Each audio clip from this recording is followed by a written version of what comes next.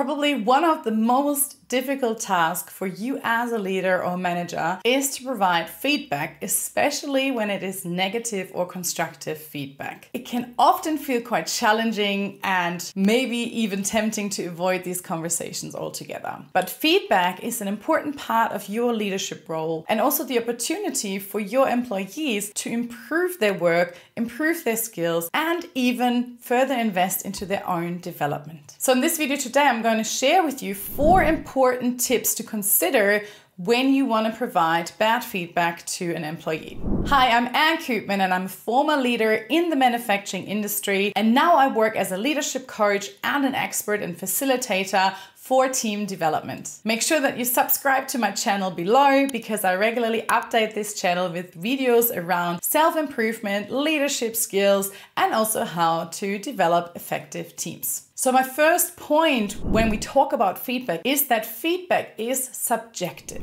I think this is so important for you to know and to remind yourself of, because whatever you observe and whatever judgment you place on certain behaviors or skills or what success looks like is based on your own definitions that have been developed by your experiences, what you've seen, what you've been taught, your values, and also what motivates and drives you. So your own measures of success will always have a big impact on how you observe and measure the success of your employees. There is not one truth about what good or successful performance looks like. This is always a subjective view. And I think it's really important to also humble ourselves when we engage in feedback conversations to know that what we are observing is not necessarily this one truth, and we don't hold all the power to decide what is right or wrong. However, of course, as a leader, you have the responsibility to share feedback, positive and negative feedback, to help your employees be successful in your role. And as a leader, you also get to define what success looks like to a certain extent. So of course, your feedback is absolutely valuable to make sure that your employees know what is expected and how they can improve their performance. But keep in mind, your view is subjective and it's important to invite the other person's view as well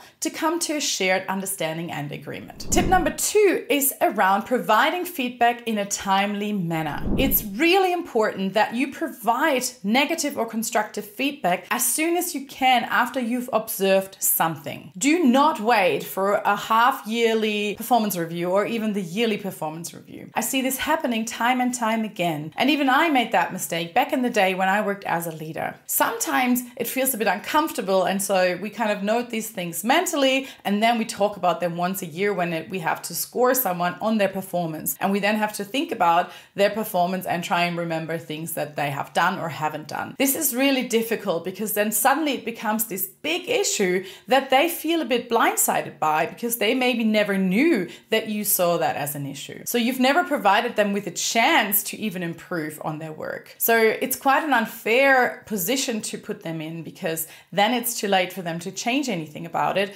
And it also makes it much harder for you to bring this point up. If you start to share positive and constructive feedback on a regular basis in your one-on-one conversations or even sometimes in extra meetings that you schedule, but if you provide this feedback on a regular basis, it never becomes this big dramatic thing to talk about. It can become small chunks of feedback that are much easier to digest, and you can create this feedback culture where feedback doesn't become this horrible thing that we're all so scared of, and we can start to see it as a fantastic tool for our own development. Tip number 3 is to prepare yourself.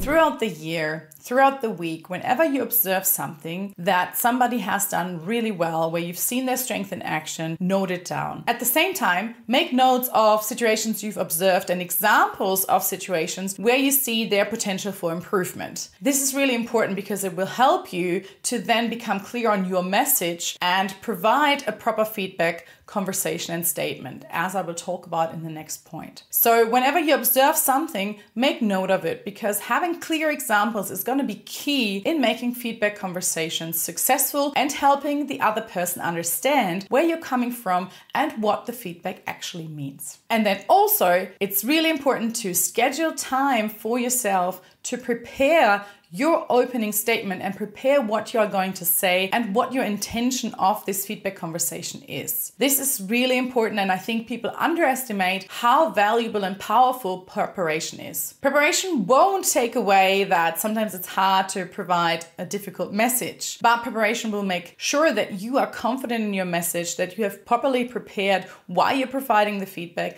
and also prepared your message clearly. Tip number 4, this is the biggest one. Make sure that your message is clear. You have to be clear on what the problem is and what the specific impact is and which behavior you want to see changed, and also what are examples for that. I've seen it a lot of times that people come to me and they say they were provided with some feedback. They maybe didn't get a promotion, or they were told that they have to develop on something, but the feedback and the expectations have been really wishy-washy and just not clear. It's really hard to know what to improve if there are general conversations and general statements made. So if you provide feedback to someone and say, you're just not ready, you got to show more leadership skills, or you have to be more proactive, or you're not strategic enough, this is quite generic, and it doesn't really provide someone who is trying to improve with some examples of what that might look like, or specific situations where they can show that they possess these skills or practice. If you can't describe it clearly and also describe clearly what good would look like, you can't expect them to be able to change and improve their behaviors and their performance. So it does take preparation from your side to become really clear on that. And for this, you can ask yourself 3 questions. Question number 1 is, can I clearly state the behaviors and skills that I want to see improved? Do I have specific examples